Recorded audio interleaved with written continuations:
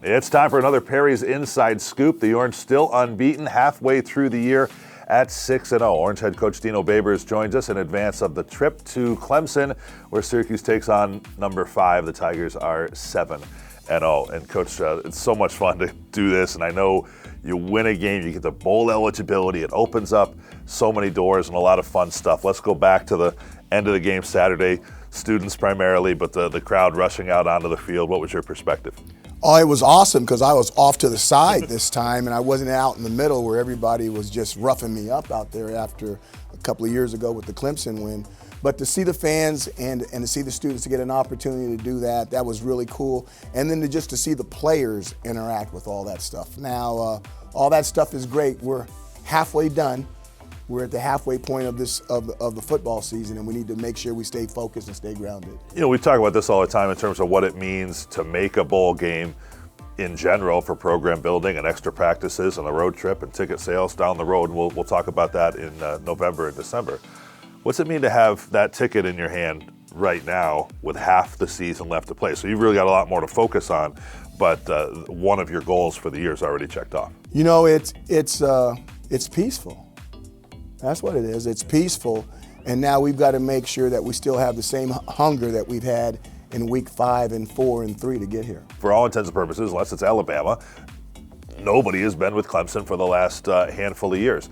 Syracuse has. I mean, in your tenure, you do have the 1 win at home. You have a couple other close calls, a 3-point loss last year, a game that went down to the final minute 2 trips ago to Clemson. And there have been a couple games that haven't been that close. But I wonder to what extent, when you think about, you got that win in hand in 17, and it's not really these players, but there's posters, people know about it here. You're not afraid of, right? You're not afraid of them. How does it work in terms of measuring up and matching up with Clemson? You know, I got a little old soul in me. To me, it's like a heavyweight champion. You know, you're not going to outpoint the guy. You're not going to 119, 118, you win over a heavyweight champion. You need to knock him out. So our philosophy's always been is that, you know, you play to win the game. And I know someone's heard that before. Someone, you know, patent that, brand that. But we're not playing to lose, and we're not playing to keep it close. We're gonna play to win.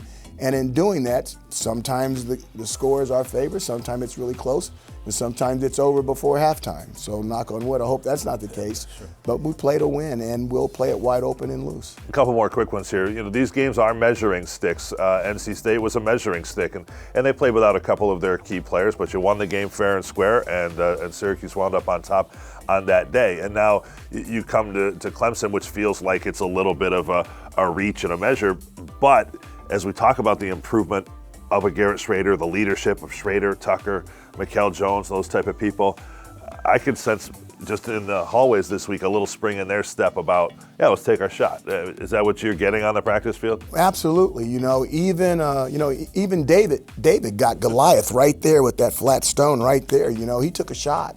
So, you know, we've got him once. You know, we'll see. Okay, so personnel-wise, this is a Clemson team. We alluded to it a moment ago. Defensive line is just astonishing. Obviously, there's talent all over the field. What jumps out to you? The defensive line, and that's not to copycat you, but the defensive line, the front seven's outstanding. I think you got to get to the back end, and those front seven protect the back end so much. Quarterback's improved. You know, the team with the best defense and the quarterback that plays the best normally has the best chance to win. That's not to take away anything from Shipley. That's not to take anything away from Tucker, unless Tucker wants to have one of those I'm going to show off days, which either one of those guys could have.